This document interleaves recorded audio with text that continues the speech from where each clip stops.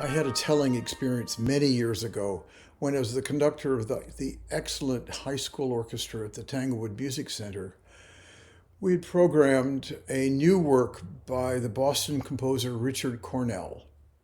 At a break during one of the orchestra rehearsals, I was chatting with Richard when one of these young players came up to us and very excitedly said, "Mr. Cornell, I love your piece, and I can't believe you wrote my flute part."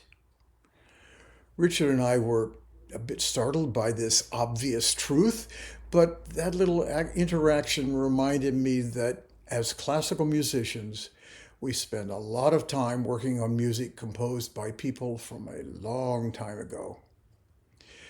That's an experience that, as wonderful as it is, can lead us to think that music with Johannes Brahms' name at the top right-hand corner has somehow been here forever. Was Brahms a real person? Or we stare at the music for Haydn's The Creation, and it's too easy to miss the humanness of that amazing and still fresh work. But when performers get to work with the composer who's standing there, somebody you can talk to, we might be able to make a human connection to the broad history of creating music.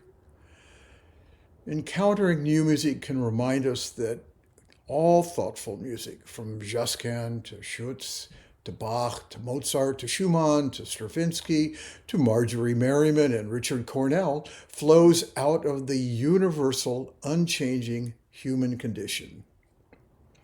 Also, when we think about music history, we tend to think of older musical languages as leading toward newer ones, as if music were always evolving, and in some sense it does.